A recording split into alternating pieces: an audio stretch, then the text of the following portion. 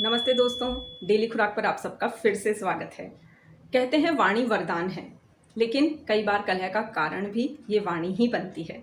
आपको याद ही होगा, महाभारत का युद्ध द्रौपदी के कथन के पीछे हुआ था। हालांकि वजह उसमें कुछ और भी रही हो, लेकिन कारण एक वो गिना दिया गया, या कहीं कि द्रौपदी पे इसका आरोपण कर दिया गया। चलिए वो बातें जो भी हो, प्रैक्टिकल एक बात है कि आधा जीवन गुजर जाता है, लेकिन लोग जान ही नहीं पाते कि कब, कहाँ, कितना और कैसे बोलना है। तो आज मैं एक कहानी के माध्यम से आपको एक संदेश देना चाहूँगी, ताकि हम सब सीख सकें कि कब, कहाँ, कैसे विवेक से बोलना है या चुप रहना है। एक व्यक्ति, उसने एक कुत्ता पाला और एक बिल्ली पाली। एक ही घर में कुत्ता भी और बिल्ली भी, पर दोनों कभी नहीं झगड़ते थे, बड़े प्रेम से रहते थे। एक दिन मालिक को नींद आ रही थी। दिन में कुछ आराम करने का मन होगा। अब वो जैसे ही सोया, बिल्ली ने शोर मचाना शुरू किया। मालिक ने थोड़ा समझाया, ना बोलो।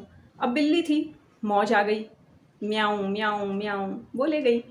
मालिक का क्रोध इतना बढ़ा, डंडा उठाया और उसकी धुनाई कर दी कि आगे से नहीं बोलना है, जब भी मैं आराम करूं बिल्कुल नहीं बोलना है। इतना अच्छा सबक सिखाऊंगा कि आगे से ऐसी गलती नहीं करेगी।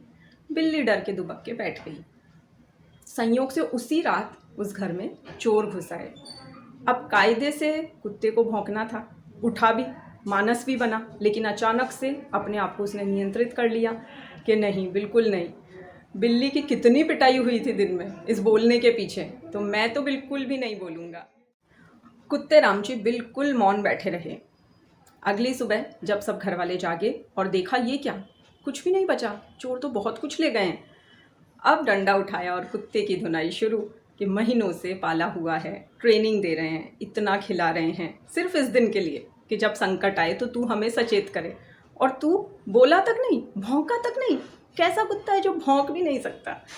तो दोस्तों, इसमें गलती मालिक की नहीं है, कुत्ते बिल्ली की भी क्या कहें, जानवर है, समझ ही नहीं थी कब कहाँ बोलना है, कितना बोलना है, कैसे बोलना है। हम इंसान होकर गलतियाँ कर जाते हैं, वो तो फिर भी कुत्ते बिल्ली थे। लेकिन दोस्तों, कुछ इंसान बड़े चतुर होते हैं। अब सुनिए दूसरी कहानी कि कैसे एक व्यक्ति ने कितनी चतुराई से क्या बात की, कैसे उसने शब्दों का क्या प्रयोग किया। एक बार एक राजा था, पुराने ज़माने की बात है। राजा को ऐसे व्यक्ति की तलाश थी जो हर समय उसके साथ रहे, उसे सलाह दे।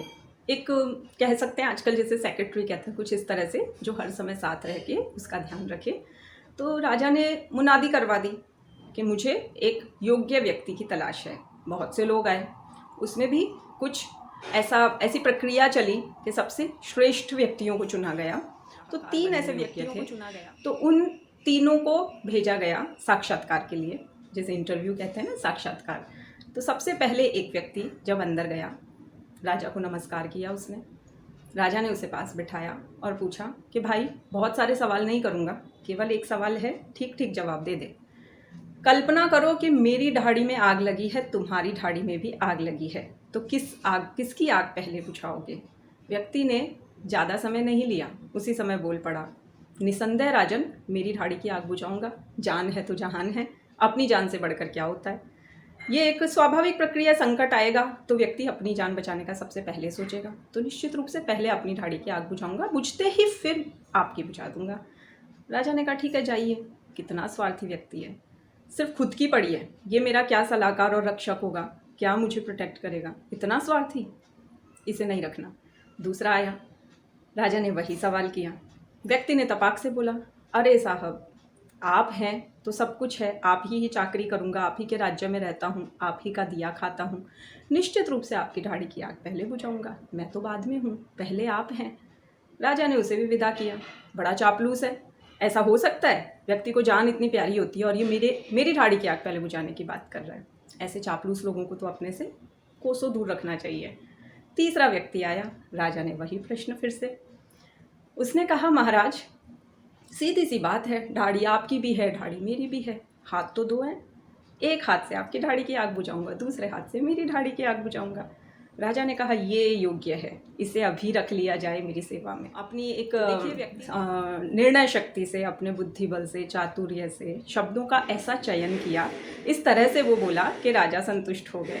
तो दोस्तों, इस तरह से हमें भी पता होना चाहिए ना कि कब, कहाँ, कितना, कैसे बोलना है। तो दोस्तों, अगर कहानी यहाँ पसंद आई या कहानी के माध्यम से दी हुई शिक्षा पसंद आई, तो चैनल को लाइक करना मत भूलिए, सब्सक्राइब करना मत भूलिए और कमेंट ज़रूर कीजिए ताकि हमें पता रहे कि आपको किस तरह का कंटेंट सुनना